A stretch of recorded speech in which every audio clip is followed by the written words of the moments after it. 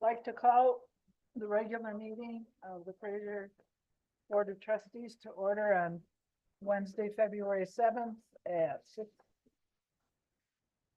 6:01. 02.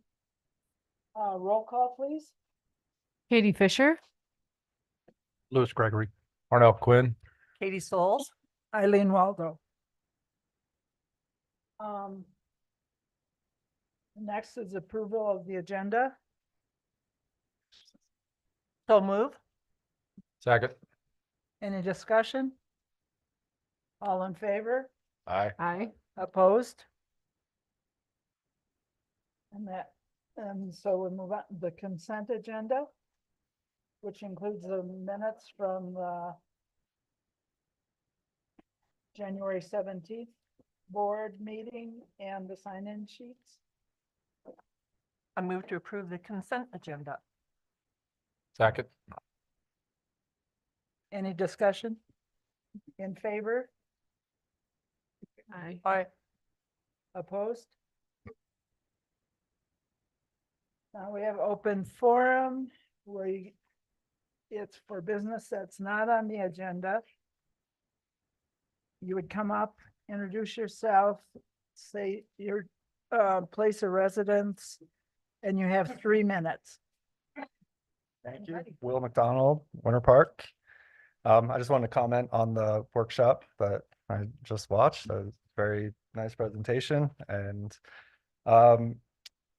everyone's master plan in the area of the county, the towns, they all want higher density in downtown areas and to slow down the development in our rural areas to keep our open spaces open. And I just wanted to encourage the generic 55-foot height allocation, that it doesn't necessarily have to be tied to inclusionary zoning for workforce housing. As we established, it's very complicated with all the different AMIs. Any units we get, yeah, they're not all going to be necessarily permanent residents, but there's a lot of other incentives that I think can be given to enable developers to want to develop and take these things on. And that 55-foot, I think will really help achieve that if it's done across the board. This is what I've studied in university. Every single program teaches the same thing. The more density we can get in our central locations, in our town centers where people can walk and talk to their neighbors, there's less crime, there's better property values.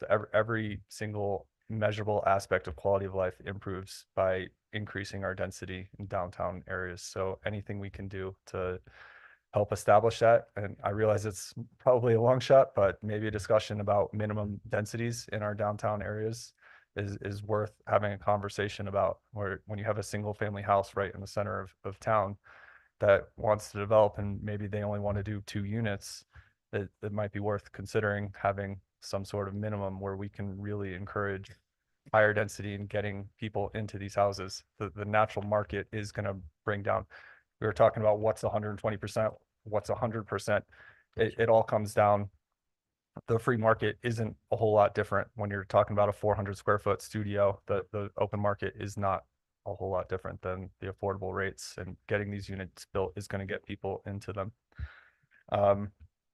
I'm not going to get into a whole bunch of other stuff since my 3 minutes is probably up, but as an example, Denver only has 0.1 parking spots per affordable unit as a requirement, as a reference point when figuring out what we want to do. 20 years from now, we're projected to have 80% less car ownership, as everyone is going to switch to rideshare programs with self-driving cars. And as we're developing these garages that we're talking about, keeping in mind that at some point we may not need those parking garages as much, and we might be able to convert those into housing 20 years down the line, 30 years down the line. And that's it. Thank you. Thank you. Okay, thank you.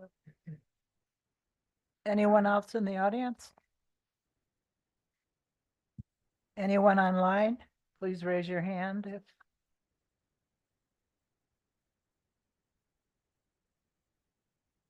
Oh, don't see anything. Okay, now, slight communications, Lego presentation. And I see that Lacey is online.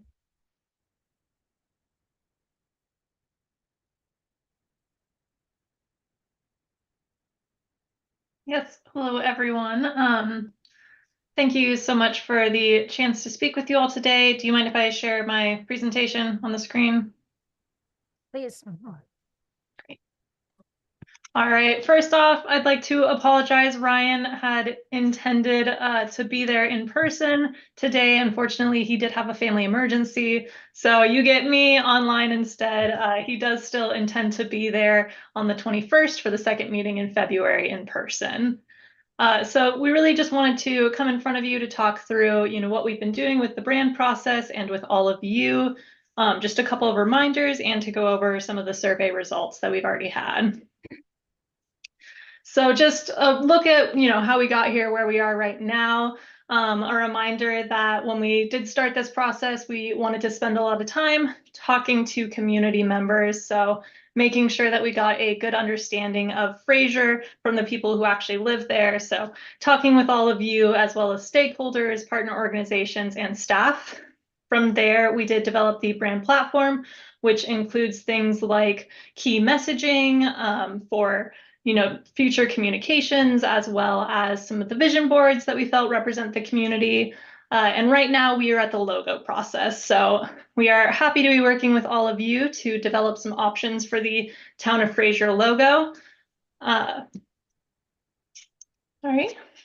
So, and just some more reminders, some limitations of the current brand and why we are doing this process. First off, the current town logo does fail when it comes to accessibility compliance score. So the current logo with its, sort of gradient has a lack of contrast in color, as well as the overly decorative typeface is not very readable for those who are visually challenged. This is especially true if the logo is like far away on a sign or something like that. Additionally, the logo is a little inflexible. We just have that one horizontal format for it, which makes it difficult to use on a lot of communication materials. It's really difficult to create a monotone version of that logo, so an all black or an all white logo. So what we wanted to do with this brand is give a little bit more flexibility.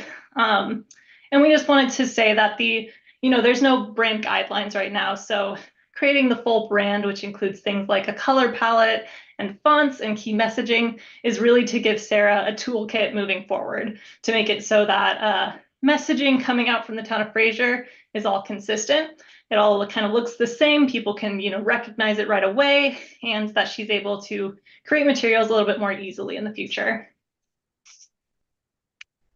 So going through all that, the board's role, thank you so much for working with us to continue this process forward. So far, you all have completed one survey. With that survey included the font styles, illustration styles, color palette, and logo styles. We use that information to do the survey that is currently in your mailbox right now. So you all should have received an email on Monday with a link to the logo survey that does include 13 different logo options. We know it's a lot. So thank you so much for going through all of those. I will say 6 of those logo options were created by local graphic designers who are both local to the Grand County area. And then the other 7, most were shown to the brand committee, though some of them were tweaked a bit based on the survey responses that we got in that first survey. We also worked with the local graphic designer to make some tweaks to that logo based on the survey results. And then we did create some additional logo options for you all based on the survey results as well. So as you can see, we're hoping to get your feedback by Friday on those 13 logo choices. From there, we do know that 13 is a lot, and so we might need to narrow it down a bit more. So we are thinking we might have a second survey next week, depending on what feedback we get. It could be narrowing it from 13 to 7 to 3, could be 5, depends on what responses that we do get from you all. And then our hope is to come back on the February 21st meeting in person with the top 3 logo selections from you all to hopefully go to a vote to see, which one you would all like to move forward with. I did want to just go over some of the survey results just to talk about how we use them. As you can see, this is the font choices. That first, top choice survey result, you will see something that is, very, very similar to that in the logo options that we have presented in this survey. I think we edited it just like a little bit to make it fit better with some of the illustrations. As well as you'll see the second and the third tide choices in there as well. We did want to note, we have a lot of serif choices here, so that is represented in those new logos, but we also have one sans serif choice, so that is in there as well. We did want to get some sans serif options just, as a softer option. These are the mountain illustration styles that you all chose from. You will notice that one of the new logos does, have something very similar to this. We did adapt it so that it looked more like Byers Peak. Our designer actually went in and like traced Byers Peak in this exact style. So it is more representative of Byers Peak because we did hear that feedback as well. We also tweaked some of the previous logos that we had shown you to be more representative of Byers Peak and a little bit more within some of these styles. So we move on to color palette. This is probably the one that we might want to talk to you all about a bit more or just get more feedback on. So the way that we came up with these top choices is when you voted, you had a first, second, and third choice for everything. And so we used a weighted matrix just to say what the score was to give us a really clear, what were the top choices here. So as you can see, C was the top choice from you all. When we saw this is what the logo colors are currently in that new survey. But when speaking with staff, as well as getting some more feedback from a couple of board members, we did want to look at some of the surrounding mountain communities and just make sure that Fraser stands out, when we are looking at it compared to some of the other ones. We do love the, natural choices here. Happy to move forward with that. But I will say these were the closest scores. So I believe this one got C got 16 points and then A got 15 points. So they were very close. So we did want to see if there was any, thoughts on discussion on this of, A being maybe a more unique color palette when it comes to mountain communities. Was there any feedback from the board on that?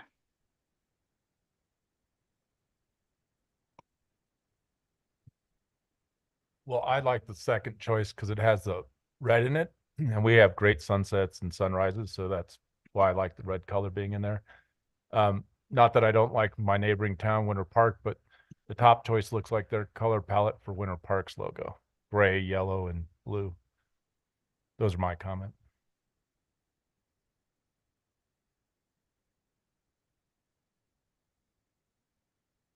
A was my first choice too.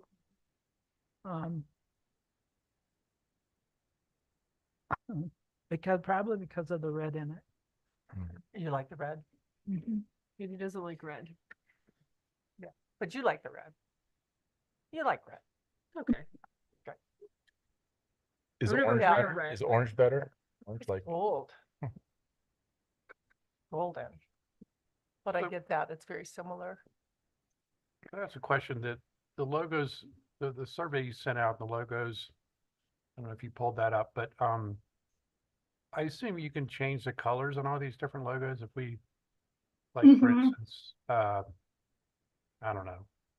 'Cause I only see those colors on A in one of these, like the last one, M. That's the only one that has any red in it. But you can tweak the colors. I mean, the logos aren't designed for one particular color palette, right? Yes, definitely. And, as we said, all of those logos were also shown to the brand committee and they were shown in a different color palette. So we did switch the color palette to C, but we're happy to switch it to A if that's what the group chooses to move forward with. We just have them all in C right now because that was the top choice originally, but just hearing some feedback and then, looking at the other communities' logos, we wanted to make sure that C was still the best color palette option. When we get closer, let's see them both. Right, I'm just wondering, you don't have it pulled up, but the choices we had, A through M, could you give us the option in all three colors, or all three palettes for each of those? No, so we just used the one that was from the original survey, the top choice from there. But we can definitely also, if we move on to the next round, we could show them in both colors if that's helpful as well. I Yeah. think it would be. For between that top choice and the second choice, right? Mhm. For palettes. Okay. What was the score of third choice? I believe it was like 6 or 7. It was pretty far down there as far as compared to the other two. So, yeah. Okay. Yeah, that's great. We can plan on the next survey once we've whittled it down a bit more just to show it in both color palettes. That way too, we can, at the end say if there was a preferred one. Right. Mhm. Okay, perfect. And then my last slide to show you is just this logo options that we had. The top choices, you'll see that top choice is really represented in one of the logos, as well as, we tried to bring in some of those elements in the other ones.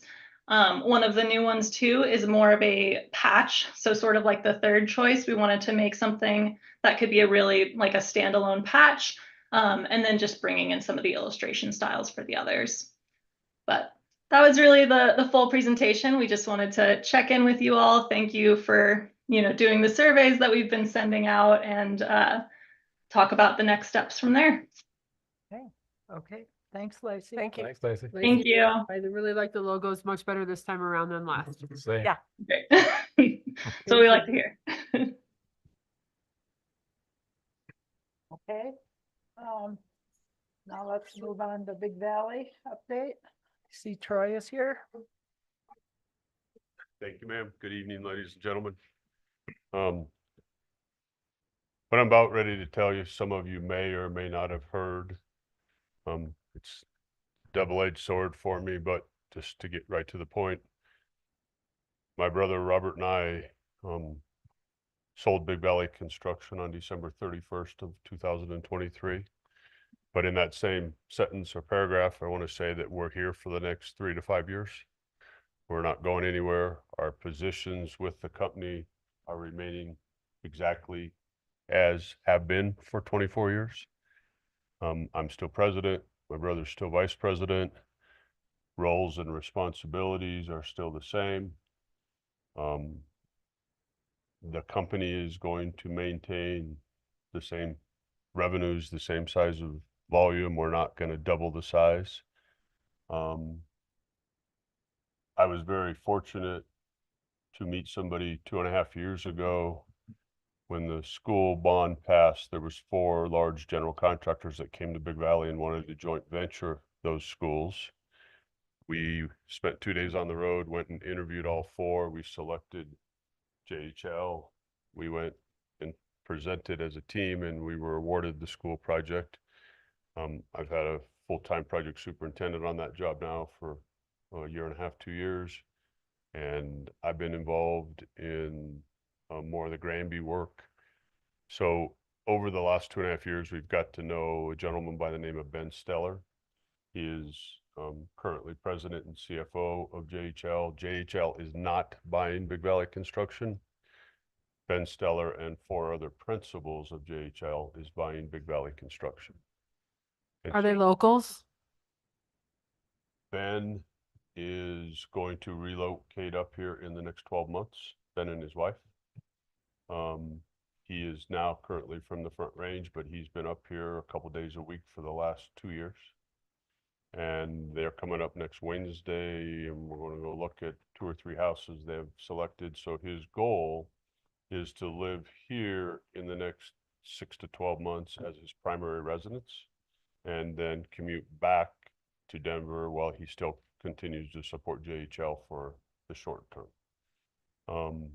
And so in the buyout process, Ben and Rob and I knew that Ben wasn't going to be here the day after he bought the company. So that's why Rob and I have a long-term commitment for 3 to 5 years to still be here, still operate the company. Ben again is here 1 to 2 days a week right now. A couple of his other principals want to retire up here. Ben wants to retire up here. He's 41 years old, has a lot of energy and enthusiasm. Great, great, great guy. So every chapter of somebody's life has to have the next chapter, and my brother and I, an exit strategy takes a long, long time. We've been working on it for 1 year now. It became public information in late January, and I wanted to come in front of you guys because this is my home. This is where I raised my children. This is where my brother raised his children. This is where our families are at. It's going to continue to be our home. And this community is very, very important to us. And the legacy of Big Valley Construction is very, very important. So our continued involvement is going to continue. And again, our same roles and responsibilities. So that's from a high level that I wanted to come and tell you guys this for multiple reasons, mainly Victoria Village. My brother and I will still be very, very involved. We will be the principals on the project. The success of Victoria Village is so important to our community and henceforth important to Big Valley and myself. So we will be here through the duration of Victoria Village, unless you guys decide to build it in 10 years instead of 5 years or 3 years. So we will be here for that duration. So that's a long story short. I'm sure a lot of you have a lot of questions, and I'm very, very happy to stand here and address them. Again, when I started this company in 2000, I don't want to get into the personal details, but my wife and I sold 15 cows that we had, and that's the money we lived on for 6 months. And this company is so important to me that it's not about the money only, it's about the legacy of this company continuing in this community and the relationships with subs and suppliers and jurisdictions all over the community. It's very, very important to us that the legacy of Big Valley Construction and the brand continues to operate in the same format that it has for 24 years. Will they keep that Big Valley brand? Absolutely, yes. Okay, not JHL, but you. JHL is not buying not us. We're figuring out. we're still operating out of the Granby office. That's going to be the plan for the next 20 years. It's still going to be called Big Valley Construction. It is not becoming JHL in any fashion whatsoever. The one nice thing about JHL and Ben being a part of us is, as we all know, sometimes we have some challenges with some qualified craftsmen up here. We use locals every single chance we can, but just 3 weeks ago, we have about 25 trim carpenters from 4 or 5 different crews that we've used for 20 some years. We got in a pinch where one job that got a little delayed, another job got a little accelerated, and 25 trim carpenters couldn't man the job. I called Ben. I said, Ben, I need 6 or 8 trim carpenters for 2 weeks. Is there any way you can help us out? 3 days later, I had 8 trim carpenters for 11 business days, and we got through a pinch. So one of the things that we're excited about is hopefully some of the resource availability. We can call on those resources and help us on projects when in this business, it's not a factory operation and things change all the time, from material procurement to labor shortages. And so when they do change and you load up a certain craft trade on too many multiple projects and we just don't have more available, it's nice to have another resource that will help us out on that. But it's maintaining Big Valley. Nothing's changing. That was an absolute 100% requirement that it remained the Big Valley brand and that Rob and I stayed involved for quite a few years in the future. And they're very excited for us to stay involved. Are there any other high level questions that I can answer? So tonight? are you going to be hiring the subs locally first? And Absolutely. Absolutely, yes. then, I mean, 100%. we all probably know many people that have worked for you and Yep. are No, as a subcontractor. I just want to make sure that, because I think that one of the reasons we picked Big Value, obviously, is a local company. And we were like, wow, we could really, that would really help support our local community to have all the subs that Troy hires normally work for the Victoria Village project. Yeah. You No, know? that is absolutely 100% a given. In the last 5 weeks, I've probably had, you're going to think I'm exaggerating, but I've probably had 100 phone calls and 60 or 70 meetings on this topic. And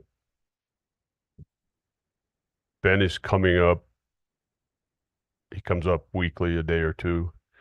But on the 28th of February, we're having a great, big, huge open house with all of our subcontractors and all of our craftsmen and all of our people with Robert and Ben and I. And that is so absolutely critical to us that we continue to support.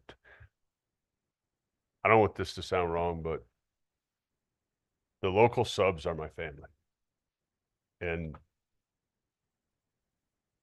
whether you like him or not, Rodlock B&J Plumbing, 100% of his work is Big Valley Construction. And I know all 11 of his employees by first and last name, and they're all personal friends of mine. And I can go on and on and on about the R&R Electrics and the Mountaintop Drywalls and Yeah. Ray Thurston and Cedar Thurston and Ron Thurston are personal friends of mine. And before this became public information, I asked if Ron and Cedar and Ray could meet me at their shop one morning. And I went over and had coffee with them for an hour and talked about all this. And I've done that with so many important locals. By no means are we going to take away any work from any locals because of this. And that's very transparent. And Ben has already sat down with a dozen of our subcontractors and suppliers, and we're planning on sitting down with another 50 or 60 in the next month. So it's very important that we keep the local workforce employed. They're my family and friends, Mhm. and I want to Good. continue that for a long, long time. That's Good. very important to me. That's good. So I Congratulations. thank you very much. Big deal. Thank you. It is a big deal. And, but it's important to me that the succession and the brand continues. It's very important. So I didn't want to bore you all with this, but Parnell has seen this. This is a letter that you obviously don't need to sit here and read in the next 10 minutes. But I'd love for you all to take a few moments and read it at your convenience. And if any of you have any questions,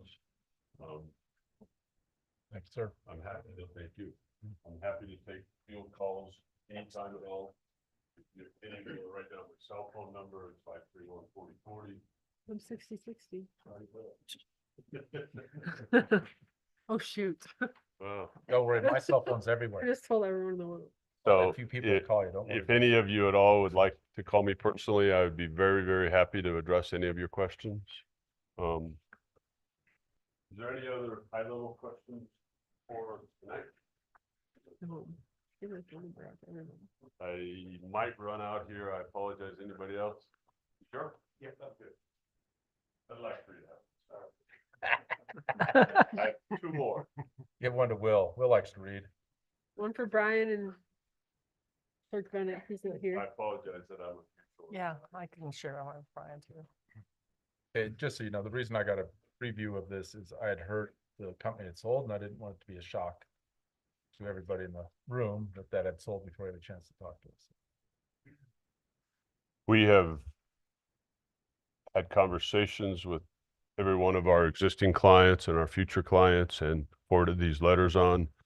I don't know if you guys know this or not, but Greg and Kevin we are negotiating some projects with them right now with, and so I've had meetings with them. Also, I know that they're very heavily involved in some activities and projects here in Fraser. And so I've had meetings with them, and I've had meetings with all of our other existing clients and upcoming clients. So I hope that this doesn't upset anybody.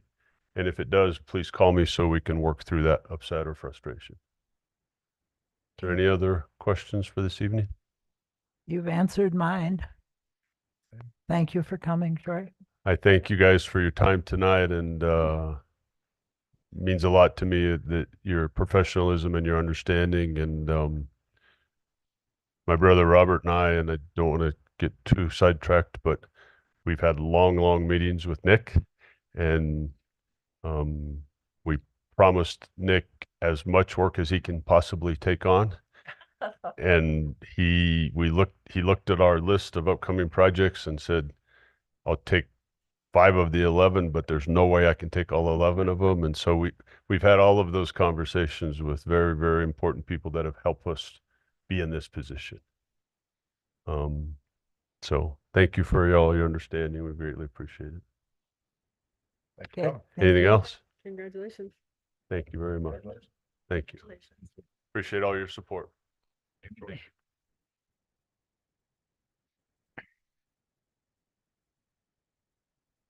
Have a good evening, everybody. Thank you. Okay, thanks, Troy.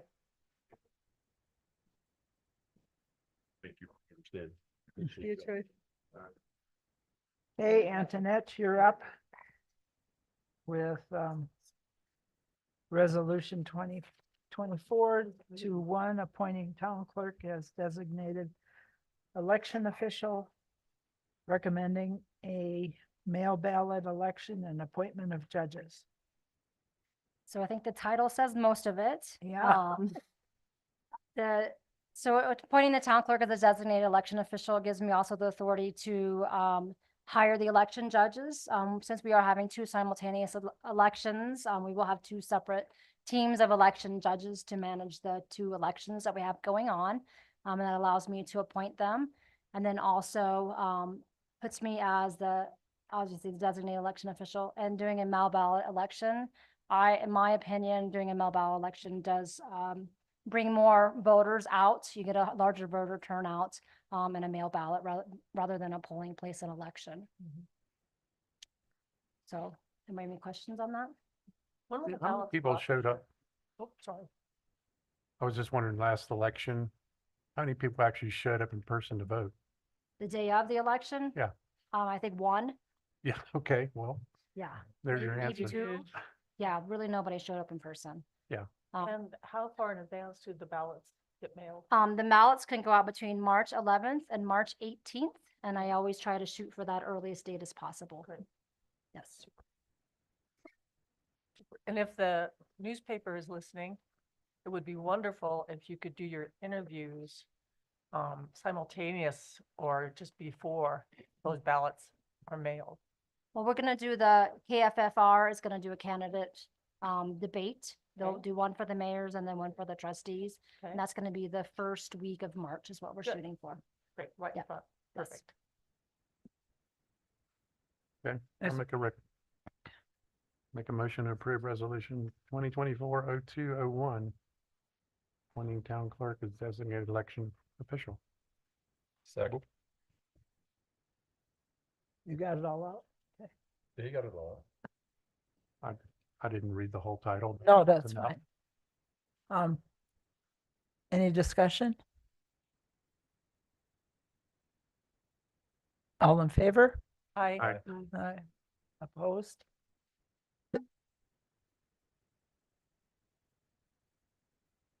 Okay, now resolution 2024-0202, enter IGA with the police department by Michael, Thank you. and I guess Glenn.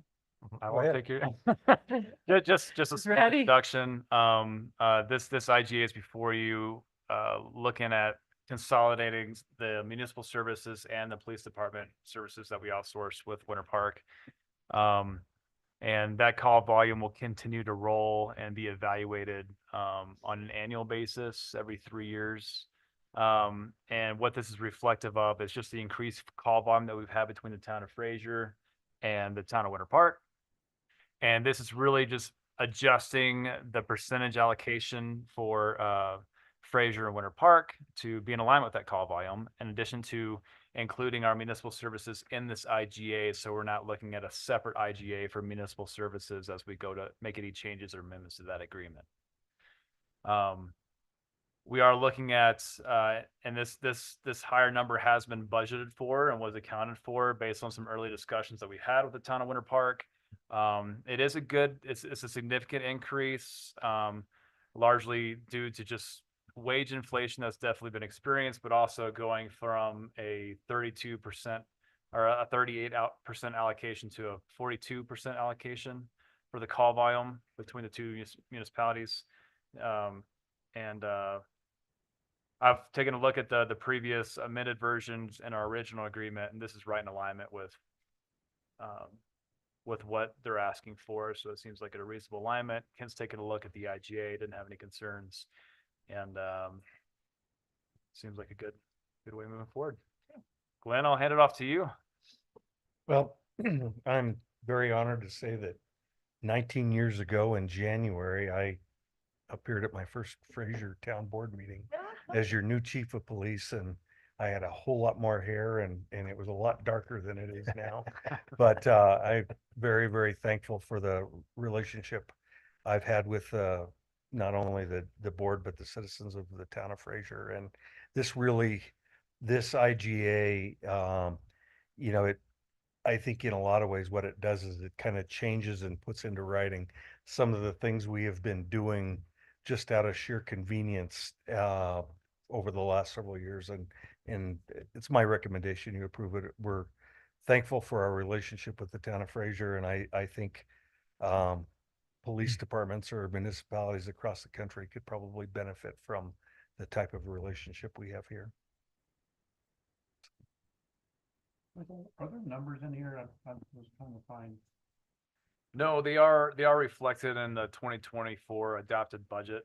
I'm just wondering. It's What are the numbers? I'm just kind of curious. yeah. So What are for we going- 2024, so we're looking at so that cost allocation going from 38 to 42%, and also for administrative services for both the police department and for the municipal court going to 5%, from 2%. So this is overall a 40% increase in the budget that we have for the Winter Park Fraser Police Department and municipal court services. That line item is in the budget on 10-41-862, and that budgeted cost is 1.28 million for that line item. Up from 800,000. Up 40%. So I mean, if you want to subtract 40% from that number. I'm just kind of curious, what would it cost us if we had our own police department separately? I mean, I assume there's economies of scale that we're actually benefiting from partnering with a part on the police and the sport. That's going to be that's a whole study. Yeah, be a lot more though, right? Those Yes. studies. Yeah, I mean, there is cost savings here. We're also looking at additionally, they are adding to the code enforcement for the town of Winter Park and Fraser to help and assist with some of that code enforcement as well. But yeah, it's a costly service, and especially when you're looking at facilities and maintenance, vehicles, equipment, training, oversight. I mean, Chief does a great job with that stuff. We have a good communication stream between the two municipalities. For the town of Fraser to look at its own department would require kind of a full study, a feasibility study, and kind of looking at the economics behind that. But what we've seen reflected in other communities, especially when you share a border, is you can definitely see those cost savings. With that joint department. Yeah, no, I think it's there. I just was curious as what it, someone done sort of a cost benefit analysis that you can justify, well, we're paying 1.28 million for services, but it would have cost us X amount if we had to do it on our own. Yeah, or I mean, what was previously done is we were working with the Grant County Sheriff's Department, and when you're talking about reaction time, I'm sure Chief can talk to some of the things, and just being able to provide those services here in Fraser, you're looking at a longer response time. It's all based on proximity to facilities and bodies you have available, and how fast you can respond to the large geographic range of county that we have here in Grant County. No, I think it's money well spent. I've been very impressed with your department. Thank you. Thank you. Any other questions? Motion? Motion to approve Town of Fraser Resolution number 2024-0202. You want the whole title? A second. All in favor or discussion? All in favor? Aye. Opposed? Wondering why. Thank you. Keith. I know we didn't get to All talk. good. Yeah. Thank you. Thanks, Keith. Thanks, Chief. Okay. Now, Michael's gonna discuss, the land dedication of the town lot. Yeah, thank you, Mayor. Bryson. That Yeah, map this is up something, there. Seems like an appropriate thing, but I had a hard time telling where that 1.5 feet is. right, Yeah, there's, a- yeah, I'm So, guessing it's I to the needed a north. better map too. right. And this Um, is not something we have to vote on tonight. No, this is really just discussion. So just to kind of tee this up a little bit, the town is as we've been approaching development on Clayton Court and rezoning, we've been looking at the right of way, been looking at infrastructure for that. The current right of way that's on Clayton Court is a 50-foot right of way. Per our code requirements, since that is no longer a trailer park and looking to become, it is now zoned business and zoned mixed use. That right of way requirement is now 60-foot right of way.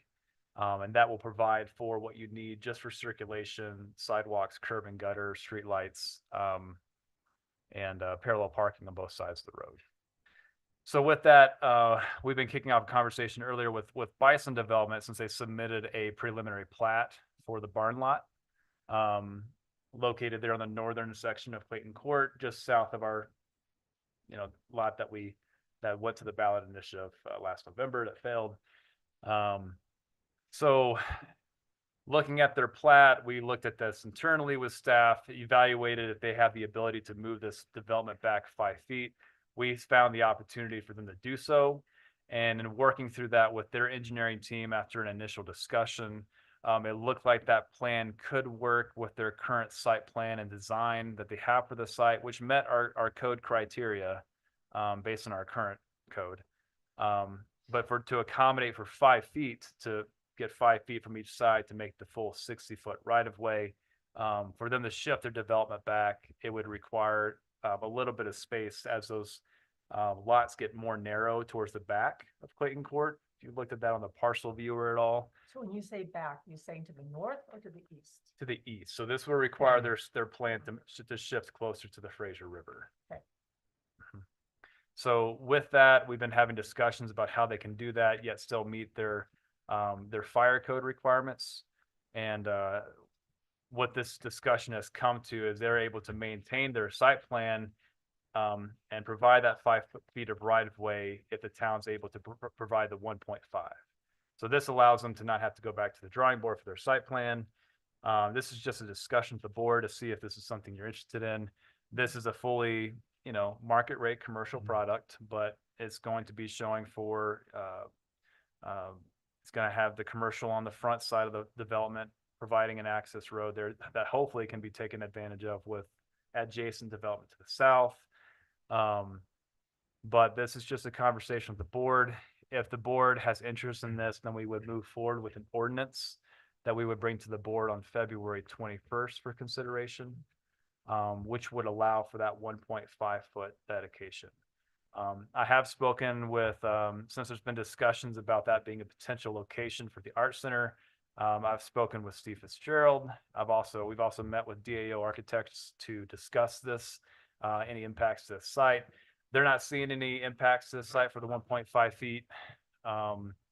However, that lot on the northern end of Clayton Court, it is fairly restrictive. So we are working through those things. And there's still a lot of unknowns, to be honest, because we don't know how consolidated parking might work on Clayton Court. Which if you have an art center that per the code requires 50 parking spaces, you're not going to have an art center. So that's kind of conversations that are coming in the future.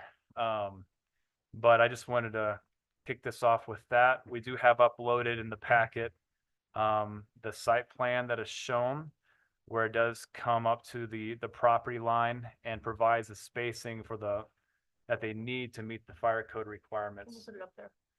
We're gonna get it up on the screen.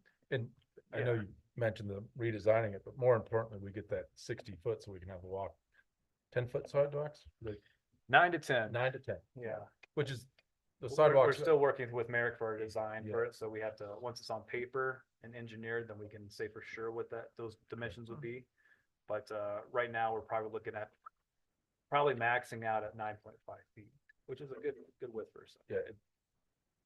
All of us walk the Fraser walkways where they're 3 feet and 4 feet. No, On 9 too feet, tight. people can pass back and forth without Yeah. smacking into it. Much more comfortable. Yeah. Much good. So I Joe- think it's a good, it's a fair trade. We're Yeah. getting a much better roadway and a much better entrance to our Yeah. Riverwalk. And they're okay with the floodplain, because if it's that part that's parallel to the river, Mhm. they're not. The floodplain is not an issue. Well, there's a 30-foot setback on the back. Uh, the recent Lomar, I mean, Kevin, Greg, I can let you guys speak to that. If you don't mind, Caitlin, Kevin R. and gonna Greg make you guys Beckler, if you co-hosts. could make them co-hosts. And then I know this building's different because they've done this previously, but in the future, we'd like some businesses on the riverside as well, so we can have a unique setting for people to come and have early coffee in the sunshine Right. next to the river, right? Yeah. Like we all discussed last time. Yeah. Just to It remind. doesn't work with these condos, but Well, it doesn't work Yeah. with The this one because townhomes. they had started this before we made the Riverwalk, so we can't. yeah. I mean, we could, Well, but we don't want to. And I've had some preliminary conversations with Greg where I think it'd be beneficial for us all to, as we discussed in the workshop, looking at a workshop series with the board and with community feedback to see, what could we do with the downtown area that we're all in support of and, hopefully excited about. I think this is a pretty monumental event that we're looking at in Fraser history. Mhm. Eileen, she's something that she's been interested in.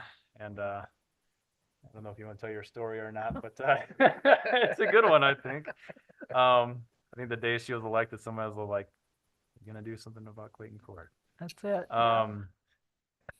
So I'll kind of hand it off to you, Kevin or Greg, if you guys want to follow up with that.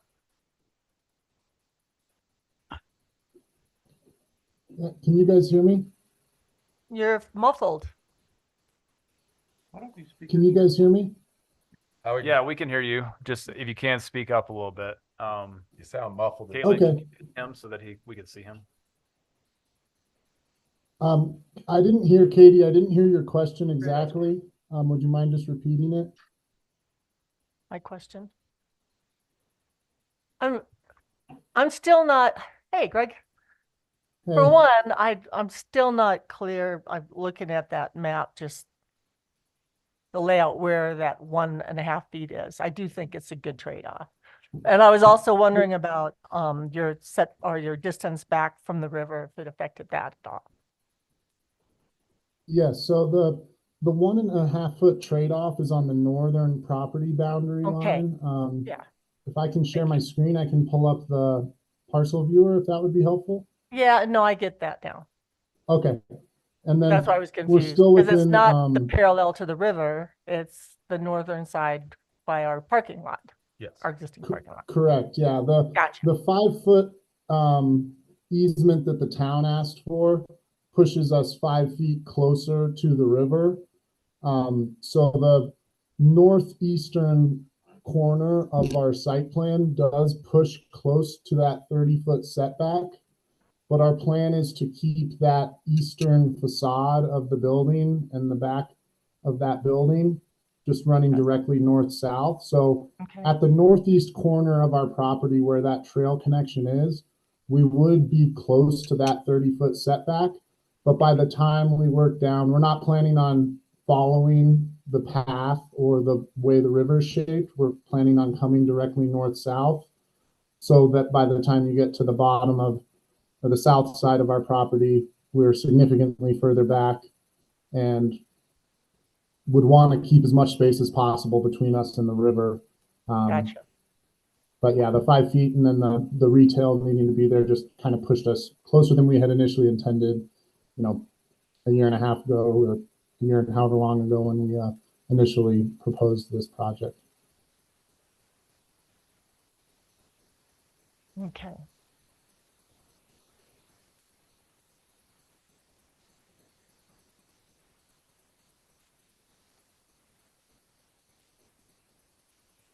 And this hasn't gone, we've received the submittal for everything, but this hasn't yet gone to planning commission yet. Gotcha. So we're So not they're coming looking in at any later. final decisions now. Okay. The main thing is if this is something the board is interested, we can pursue this with bringing an ordinance to the next meeting. Sounds like a win-win, really. Yeah. Works out well. And a bigger map, more inclusive map. You got it, where we clearly annotate the property line? Right, and what's around it. Oh, just the neighboring properties there, or, okay. I mean, you can pull that up in the parcel view, Yeah, which I'm looking at. What's gonna be, what's to the south of it? there you go. It's just another lot. It's a vacant lot? So their plan here, that's the barn, obviously. That is the lot. Here is the town-owned lot. Here's the current dirt trail. These parcel viewer lines are not, No. they're off a little bit.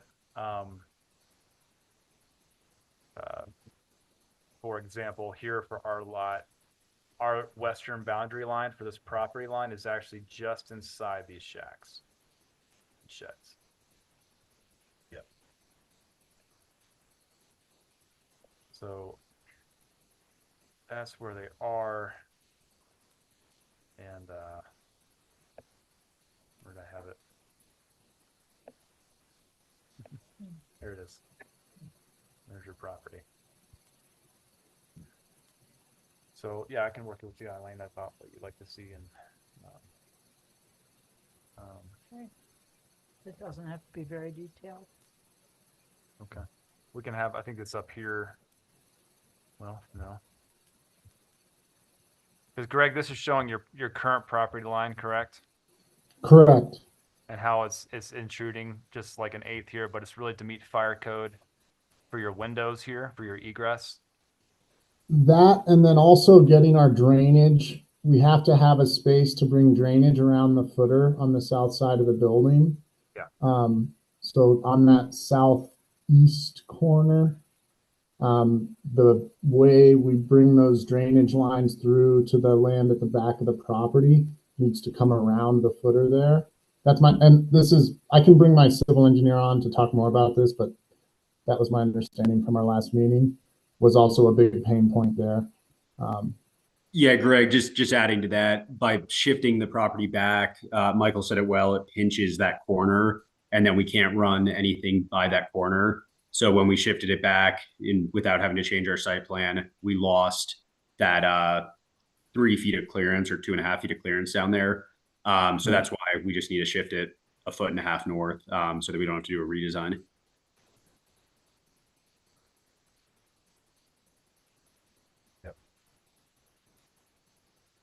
And this is something we're excited about. I mean, when Michael and Garrett and everyone approached us to move our site back to give right away so we can make Clayton Court nice, we want to make this happen. So that's why we kind of came up and our civil came up with this kind of hopefully fairly simple solution.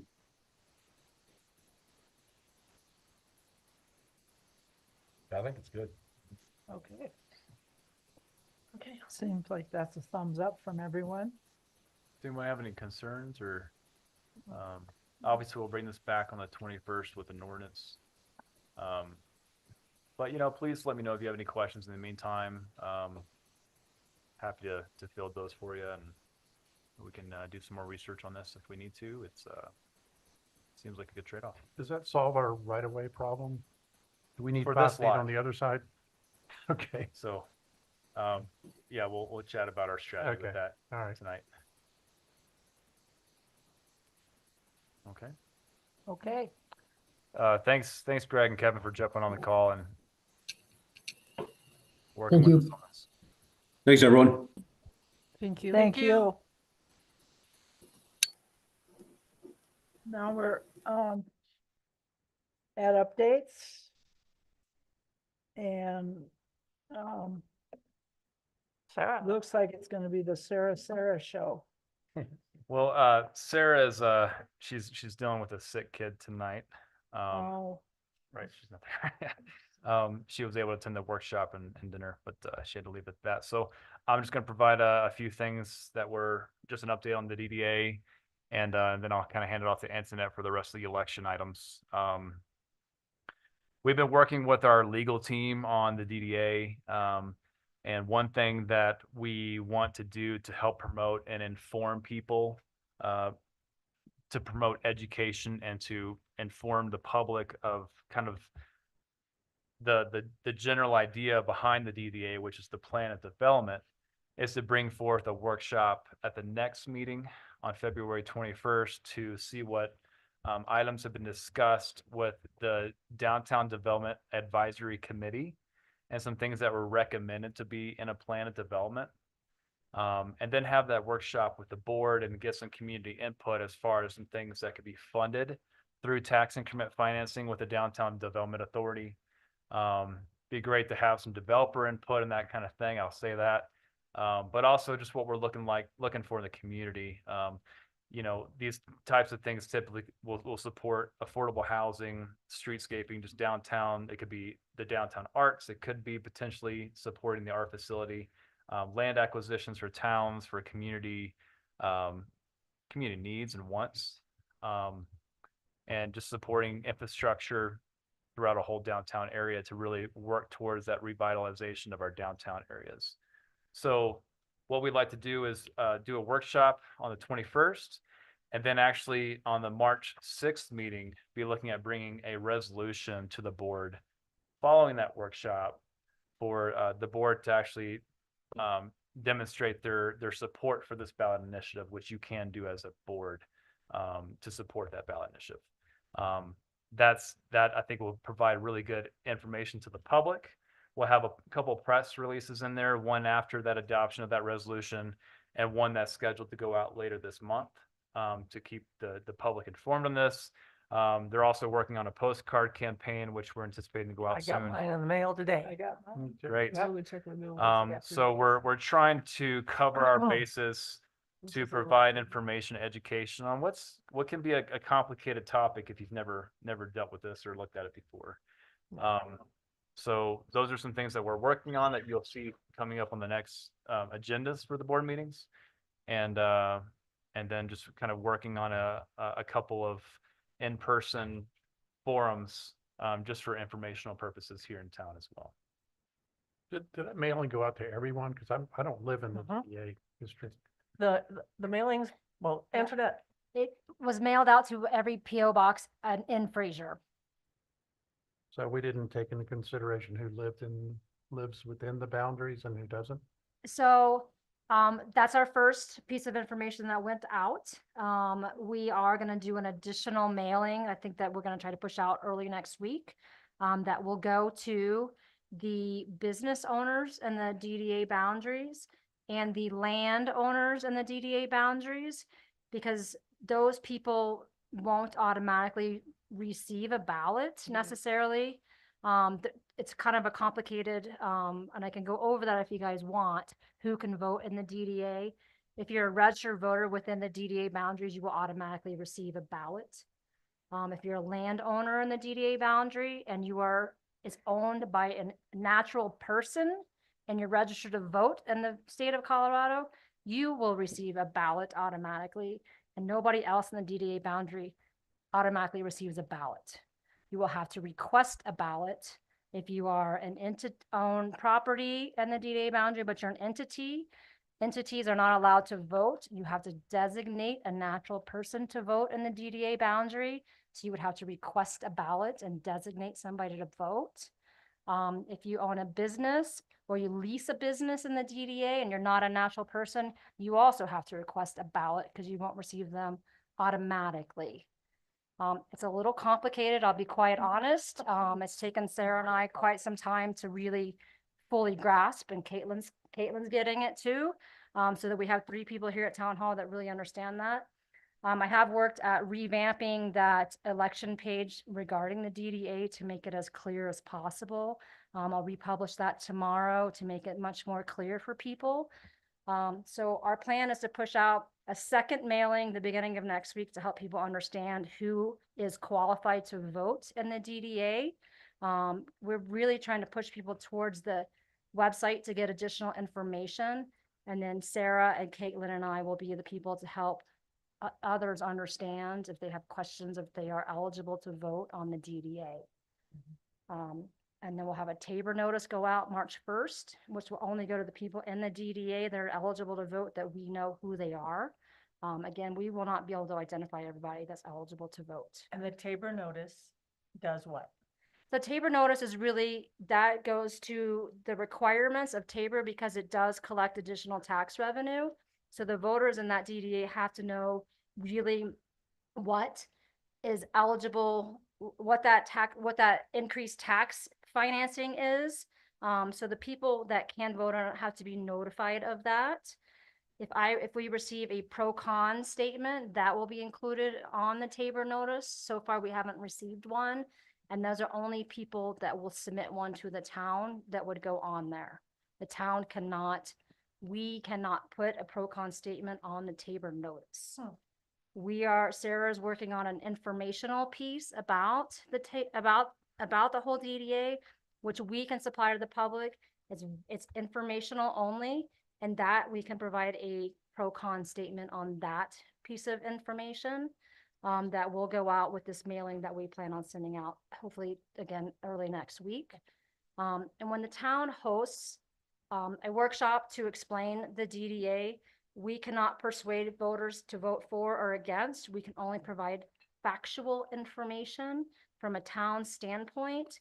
No taxpayer dollars can be spent to promote the DDA. But you as private citizens, as trustees, can promote the DDA in your own interests, as citizens of the town of Fraser, not as trustees. That's tricky.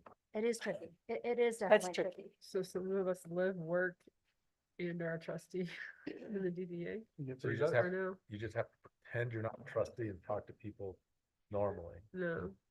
It's tricky. It's real tricky. It's a fine line, and we have to really be careful as a town that we don't promote the DDA, that we give very factual information for people to help them understand why we're doing it, the money that can be raised through the tax increment financing, and what those dollars can really be used for. Yeah, but it's, I commend Antoinette and Sarah. They've been doing a lot of work on this. It is complicated. We've been having some discussions with other communities that have done this. So they've been working really hard on this. So definitely thank you to Antoinette and Sarah. And yeah, I mean, the intent is really it's a fine line, like Antoinette said, but we're really trying to do everything we can to make sure that people are informed with this ballot initiative, which is a challenge, and we have restrictions and we're working through those. But the intent is to provide as much information, education, access to our website. We continue to drive people to that. That's just the best resource to point people to. I believe this is a QR coded on the postcard itself. It is. It is, and it's just continuously driving people to that webpage. Asking Antoinette questions about, who are eligible voters. And then Sarah is, kind of filling a lot of the questions as far as, what is this animal? What is this thing about? Without increasing taxes, it's just a tax allocation for future valuations. It's a portion, right? A portion of that increase in valuations goes to this type of entity. And it's going to be complemented and basically navigated by a plan of development that is adopted by a newly established downtown development authority. So a lot of things that we spoke to in the workshop with Garrett, talking about our ability to acquire land, buy land, build parking, things of that nature is can be very complementary to a DDA.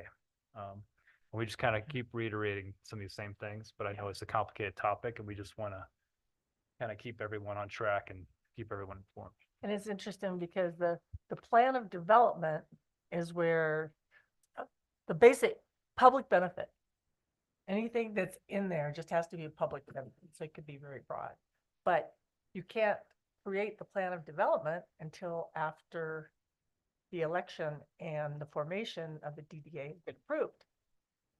So people want to say, well, I can't vote for it because I don't know what we're going to spend the money on. And basically it will be, well, it will be money for public benefit. Mhm. Yeah. But that is to be defined and hopefully very broadly. So Well, and those are some things that we'd like to articulate through a workshop and Yeah. through a resolution of the board, you know, supporting this initiative. And Good. that's kind of the intent there is to have to kind of cover what discussions we've already had with the DDA committee and just generally what this can do, and then just what the board would like to see in our downtown areas as far as those those public benefits. which is the cart ahead of the horse a little bit. A little bit, but you still want to give them a taste. Yeah. Having give them some a- understanding of what the plan development can focus on Right. is what has worked well with other communities. Yeah. That's it. Okay. Presentation. Okay, and now, Sarah, update on fire and ice.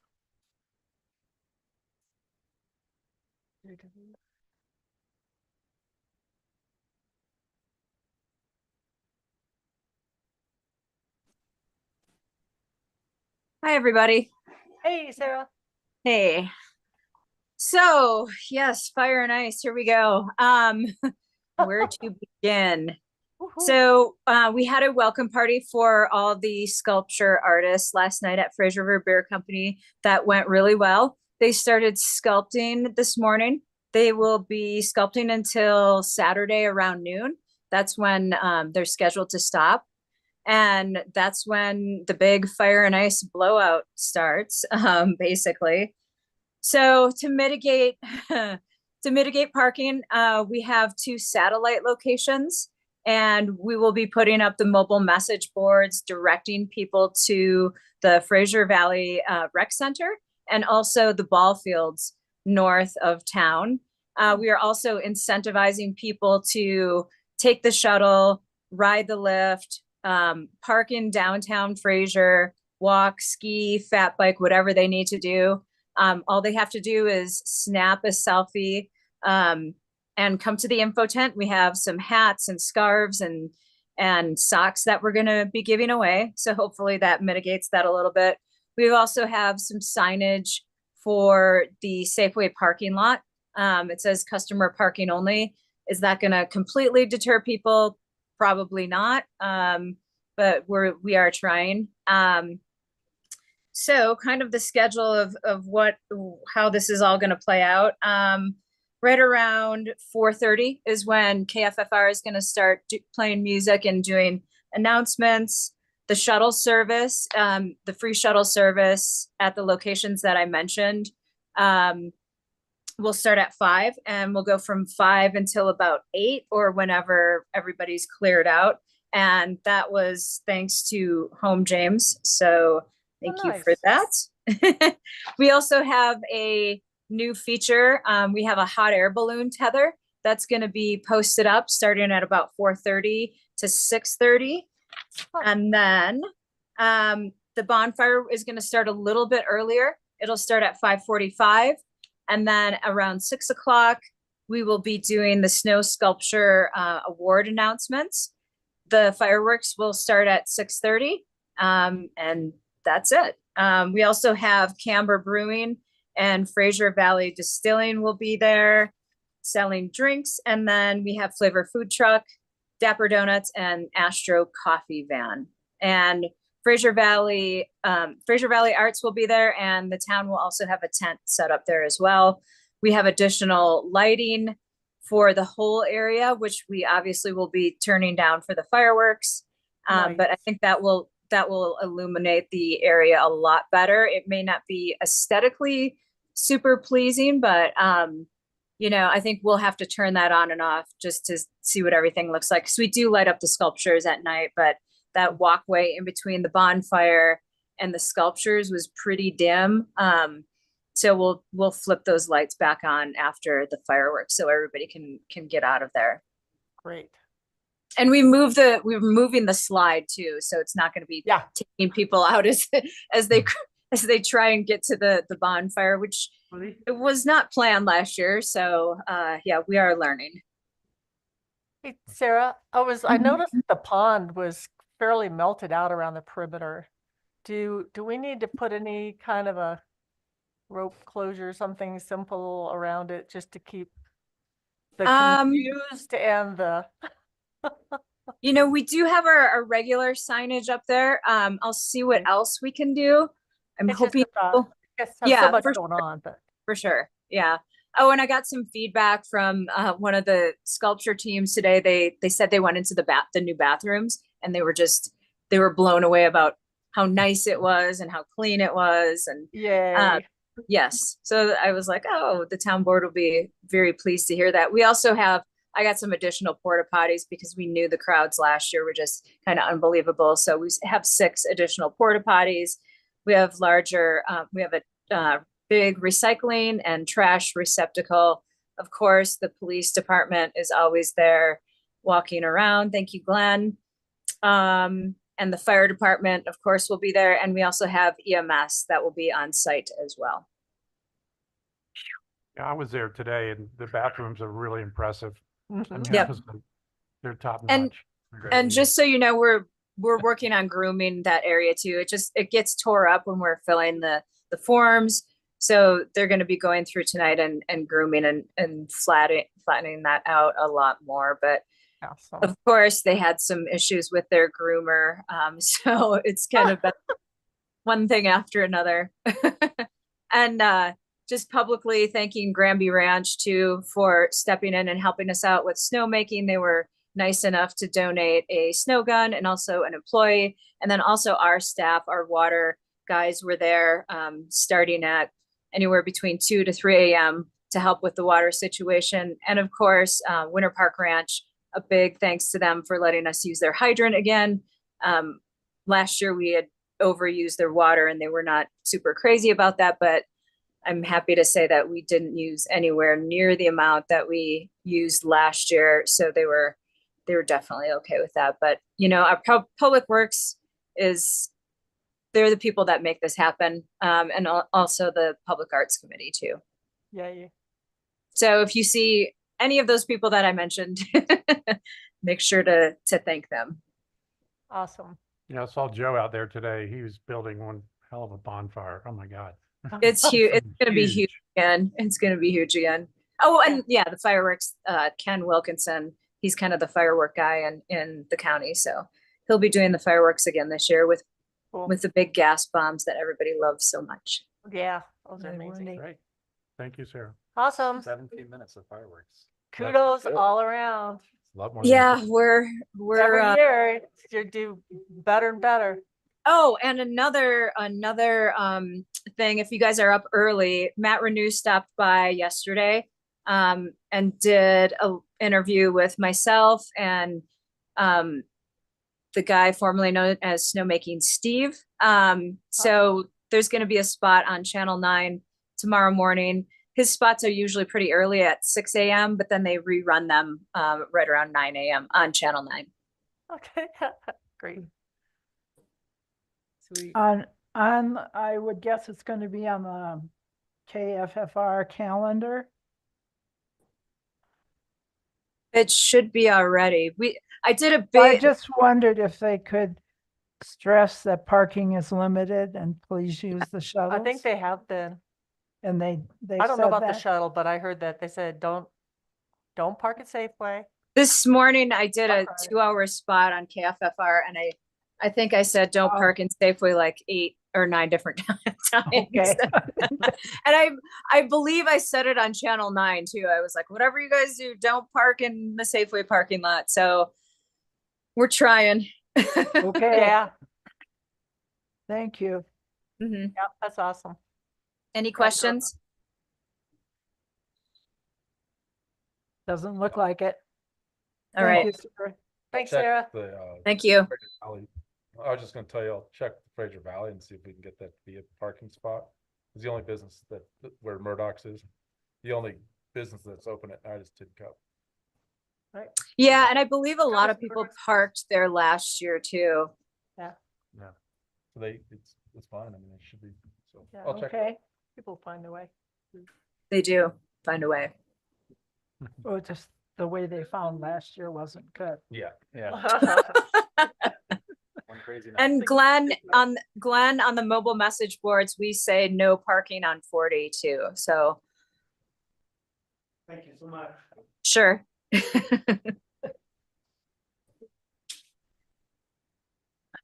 That's it.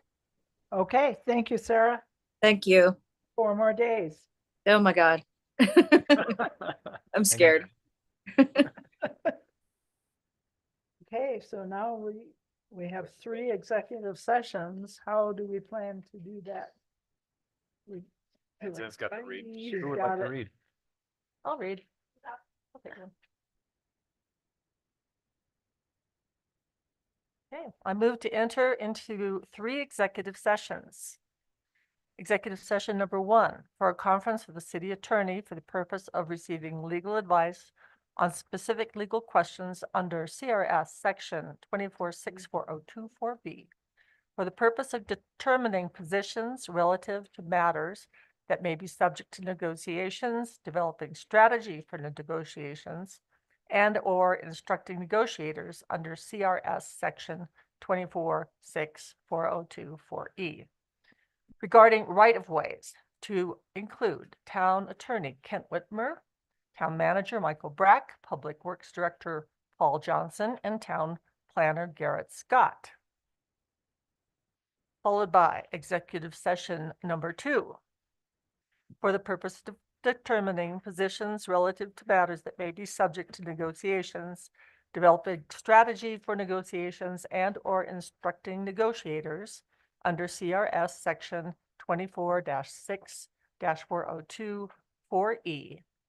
JFOC agenda to include Town Manager Michael Brack, Public Works Director Paul Johnson, and Wastewater Treatment Plant Superintendent Joe Fuqua. Finishing the evening with executive session number 3, for a conference with the town attorney for the purpose of receiving legal advice on specific legal questions under CRS section 24-64024B, for the purpose of determining positions relative to matters that may be subject to negotiations, developing strategy for negotiations, and/or instructing negotiators under CRS section 24-6-402-4E regarding litigation, to include Town Attorney Kent Whitmer, Town Manager Michael Brack, and Public Works Director Paul. Katie, if we could just add one more invitee to that last executive session. Okay. Andy Nathan is here, the SURSA appointed counsel for the litigation. Okay. So I will amend that to include for executive session number 3, Andy Nation Yes. with our SURSA counsel. Why does the public works director need to be part of I that? don't think that was, That last one? yeah, Well, I apologize. yeah, that's right. Okay. Okay, Paul is off the hook. No public works director for executive session number 3, but Andy Nation's in there instead. Okay. Okay. I'll second. Okay. Any discussion? All in favor? Aye. I heard 1 aye. Aye. Aye. Aye. Aye. Okay. Real quick, Kent, would you like to do the attorney? Yeah, so with respect to executive session 1 and 3, all of that discussion will be attorney-client privileged. It does not need to be recorded during executive session. Thank you. And after the executive sessions, we will not be returning to the call and we will be adjourning. Okay. 5 minutes? So I'll come grab you. I won't be in the second one either. I'll come out and join you.